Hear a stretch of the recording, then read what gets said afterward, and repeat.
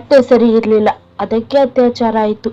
ಈ ಮಾತಿನ ಕೇಳಿದಾಗ ನನಗೆ ಅನಿಸುವುದು ಒಂದೇ, ನಾವು ಮನುಷ್ಯರ ನಡುವೆ ಇದ್ದೇವೋ ಅಥವಾ ಮೃಗಗಳ ನಡುವೆ ಇದ್ದೇವೋ. ಯಾರೋ ಒಬ್ಬ ವಿಕೃತ ಕಾಮುಕ ಎಸಗಿದ ದೌರ್ಜನ್ಯಕ್ಕೆ ಆ ಹೆಣ್ಣು ಮಗಳು ಧರಿಸಿದ್ದ ಬಟ್ಟೆಯನ್ನು ನೆಪವಾಗಿಡುವುದು ಸಮಾಜದ ಅತ್ಯಂತ ದರಿದ್ರ ಮನಸ್ಥಿತಿ.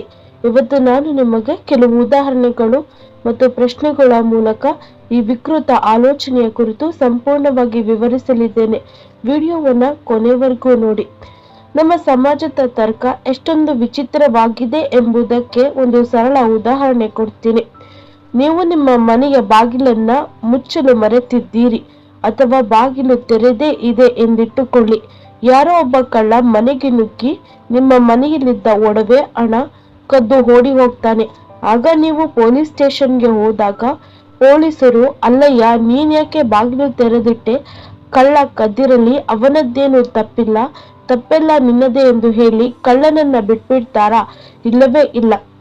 ಕಳ್ಳತನ ಮಾಡುವುದು ಅಪರಾಧ. ಬಾಗಿಲು ತೆರೆದಿರಲಿ ಅಥವಾ ಮುಚ್ಚಿರಲಿ, ಕಳ್ಳತನವೇ. ಹಾಗಿದ್ದಾಗ ಹೆಣ್ಣು ಮಗಳು ಯಾವುದೇ ಬಟ್ಟೆ ಹಾಕಿರಲಿ, ಆಕೆಯ ಮೇಲೆ ಕೈ ಹಾಕುವುದು ಅಪರಾಧವೇ ಹೊರತು ಆಕೆಯ ಬಟ್ಟೆಯ ನೆಪ ಹೇಳಿ ಅಪರಾಧಿಯನ್ನ ಬಿಡುಗಡೆ ಮಾಡುವುದು ಯಾವ ನ್ಯಾಯ? ಬಟ್ಟೆಯಿಂದ ಪ್ರಚೋದನೆ ಉಂಟಾಗುತ್ತದೆ ಎಂದು ವಾದಿಸುವವರಿಗೆ ನನ್ನದೊಂದು ನೇರ ಪ್ರಶ್ನೆ. 2 ವರ್ಷ 4 ವರ್ಷದ ಹಸುಗೂಸಿನ ಮೇಲೆ ಅತ್ಯಾಚಾರ ನಡೆದಾಗ ಆ ಮಗು ಯಾವ ಪ್ರಚೋದನಕಾರಿ ಬಟ್ಟೆ ಹಾಕಿತ್ತು? ಬೀದಿ ನಾಯಿಗಳು, ಹಸುಗಳಂತಹ ಮೂಕ ಪ್ರಾಣಿಗಳ ಮೇಲೆಯೂ ದೌರ್ಜನ್ಯ ಎಸಗುವ ವಿಕೃತ ಕಾಮುಕರಿದ್ದಾರಲ್ವಾ? ಆ ಪ್ರಾಣಿಗಳು ಯಾವ ಶಾರ್ಟ್ ಅಥವಾ ಮಾಡರ್ನ್ ಡ್ರೆಸ್ ಹಾಕಿಕೊಂಡಿದ್ದವು? ಇಲ್ಲಿ ಪ್ರಚೋದನೆ ಇರುವುದು ಬಟ್ಟೆಯಲ್ಲ, ಅಪರಾಧಿಯ ತಲೆಯಲ್ಲಿರುವ ಕಾಮದ ಹುಚ್ಚಿನಲ್ಲಿ ಮತ್ತು ವಿಕೃತ ಮನಸ್ಸಿನಲ್ಲಿ. ಸಮಾಜ ಇದನ್ನು ಒಪ್ಪಿಕೊಳ್ಳಲು ಯಾಕೆ ಹಿಂಜರಿಯುತ್ತಿದೆ? ನಮ್ಮ ವಿದೇಶಗಳನ್ನ ಬಿಡಿ, ನಮ್ಮದೇ ದೇಶದ ಗೋವಾ ಅಥವಾ ಇತರ ಬೀಚ್ಗಳಿಗೆ ಹೋದಾಗ ನೂರಾರು ಜನರು ಈಜುವ ಉಡುಪುಗಳನ್ನ ಧರಿಸಿರ್ತಾರೆ. ಅಲ್ಲಿಗೆ ಹೋಗುವ ಲಕ್ಷಾಂತರ ಜನರು ಅದನ್ನ ಸಾಮಾನ್ಯ ಎಂಬಂತೆ ನೋಡ್ತಾರೆ. ಆದರೆ ಅದೇ ಮನಸ್ಥಿತಿ ಕೆಟ್ಟದ್ದಾಗಿದ್ದಾಗ ಒಬ್ಬ ಹೆಣ್ಣು ಮಗಳು ಇಡೀ ದೇಹ ಮುಚ್ಚುವ ಸೀರೆಯನ್ನುಟ್ಟು ದೇವಾಲಯಕ್ಕೆ ಹೋದರು ಅಥವಾ ರಸ್ತೆಯಲ್ಲಿ ನಡೆದರು ಆಕೆಯ ಮೇಲೆಯೂ ದೌರ್ಜನ್ಯ ನಡೆಯುತ್ತವೆ. ಇದರ ಅರ್ಥವೇನು? ತೊಂದರೆ ಇರುವುದು ಬಟ್ಟೆಯ ಉದ್ದದಲ್ಲೋ, ನೋಡುವವನ ಕಣ್ಣಿನಲ್ಲಿ ಮತ್ತು ಅವನ ನಿಯಂತ್ರಣವಿಲ್ಲದ ಆಲೋಚನೆಯಲ್ಲಿ. ರಸ್ತೆಯಲ್ಲಿ ಹೋಗುವಾಗ ಒಂದು ಹೋಟೆಲ್ನಲ್ಲಿ ಸುವಾಸನೆ ಉಳ್ಳ ಒಳ್ಳೆಯ ಆಹಾರ ಕಾಣಿಸುತ್ತದೆ. ನಮಗೆ ಹಸಿವಾಗಿರುತ್ತದೆ. ಹಾಗೆಂದು ನಾವು ಹೋಟೆಲ್ಗೆ ನುಗ್ಗಿ ಅದನ್ನ ಕಸಿದುಕೊಂಡು ತಿಂತೀವ?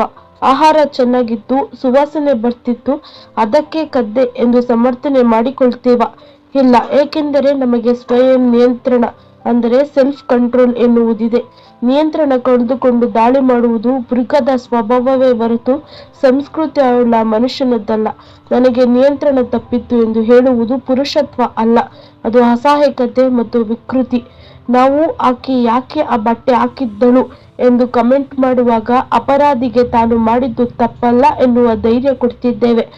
ನಾವು ಸಂತ್ರಸ್ತೆಯನ್ನೇ ಮರುಪ್ರಶ್ನೆ ಮಾಡುವುದರಿಂದ ಸಾವಿರಾರು ಹೆಣ್ಣು ಮಕ್ಕಳು ತಮ್ಮ ಮೇಲಾದ ದೌರ್ಜನ್ಯವನ್ನ ಹೊರಗಡೆ ಹೇಳಿಕೊಳ್ಳಲು ಹೆದರಿ ಒಳಗೆ ಕೊರಗಿ ಸಾಯುತ್ತಿದ್ದಾರೆ. ಸಮಾಜವಾಗಿ ನಾವು ಅವರಿಗೆ ನ್ಯಾಯ ಕೊಡುವ ಬದಲು ಅವರನ್ನೇ ಆರೋಪಿ ಸ್ಥಾನದಲ್ಲಿ ನಿಲ್ಲಿಸುತ್ತಿದ್ದೇವೆ. ಈ ಸಮಾಜದ ಮೌಲ್ಯ ಮತ್ತು ಈ ರೀತಿಯ ಕಮೆಂಟ್ಗಳೇ ಅತ್ಯಾಚಾರಿಗೆ ಬಲ ತಂದುಕೊಡ್ತಿದೆ.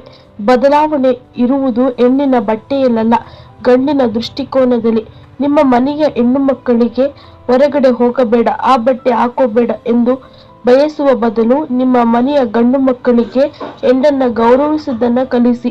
ಒಬ್ಬ ಹೆಣ್ಣು ಮಕ್ಕಳು ಯಾವುದೇ ಉಡುಪಿನಲ್ಲಿ ಯಾವುದೇ ಸಮಯದಲ್ಲಿ ಸ್ವತಂತ್ರವಾಗಿ ನಡೆಯುವ ವಾತಾವರಣ ಸೃಷ್ಟಿಯಾದಾಗ ಮಾತ್ರ ನಾವು ನಿಜವಾದ ನಾಗರಿಕ ಸಮಾಜ ಎನಿಸಿಕೊಳ್ತೇವೆ. ಅತ್ಯಾಚಾರಕ್ಕೆ ಬಟ್ಟೆ, ಸಮಯ ಅಥವಾ ಸ್ಥಳ ಕಾರಣವಲ್ಲ, ಅತ್ಯಾಚಾರಿ ಮತ್ತು ಆತನ ಕೊಳತ ಮನಸ್ಥಿತಿ ಮಾತ್ರವೇ ಕಾರಣ.